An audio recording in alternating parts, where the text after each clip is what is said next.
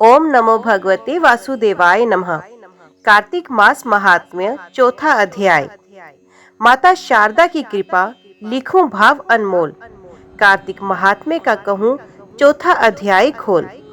नारद जी ने कहा, ऐसा कहकर भगवान विष्णु मछली का रूप धारण करके आकाश से जल में गिरे।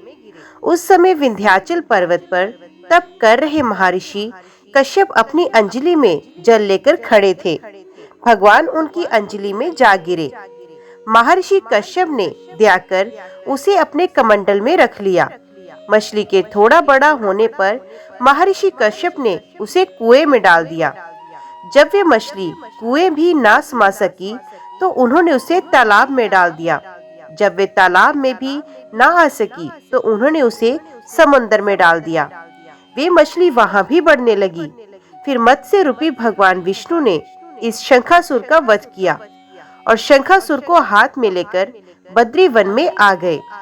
वहां उन्होंने संपूर्ण ऋषियों को बुलाकर इस प्रकार आदेश दिया, मुनीश्वरों, तुम जल के भीतर बिखरे हुए वेद मंत्रों की खोज करो और जितनी जल्दी हो सके उन्हें सागर के जल से बाहर ले आओ। तब तक मैं देवताओं के साथ प्रयाग में ठहरता हूँ। तब उन तपोबल संपन्न महर्षियों ने यज्ञ और बीजों सहित संपूर्ण वेद मंत्रों का उद्धार किया। उनमें से जितने मंत्र जिस ऋषि ने उपलब्ध किए, वही उन बीज मंत्रों का उस दिन से ऋषि माना जाने लगा। तदंतर सब ऋषि एकत्रित होकर प्रयाग में गए। वहां उन्होंने ब्रह्मा जी सहित भगवान विष्णु को उपलब्ध हुए सभी वेद मंत्र समर्पित कर दिए। सब वेदों को पाकर ब्रह्मा जी बहुत प्रसन्न हुए और उन्होंने देवताओं और ऋषियों के साथ प्रयाग में अश्वमेध यज्ञ किया।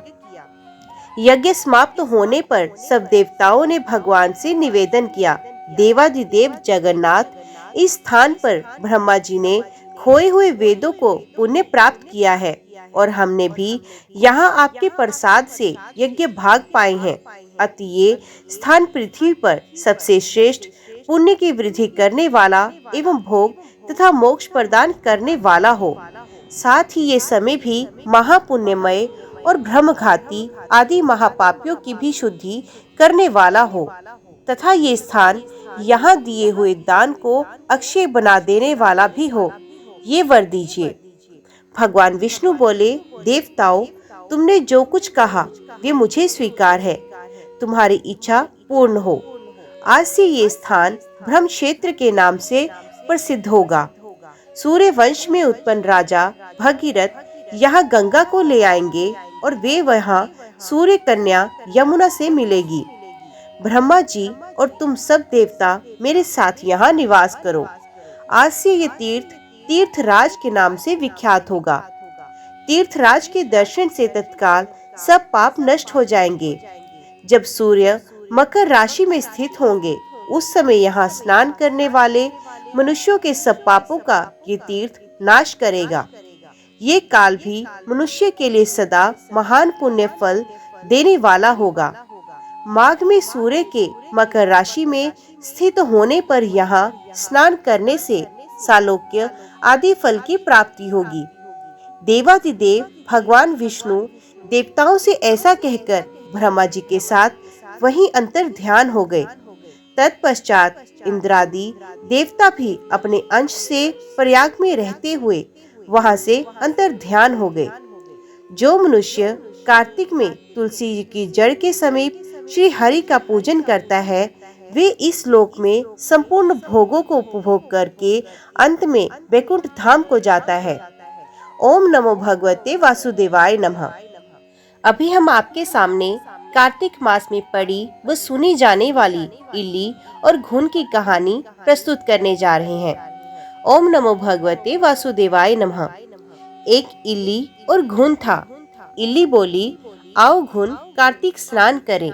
घुन बोला, तू ही कार्तिक स्नान कर ले, मैं तो नहीं करूँगा।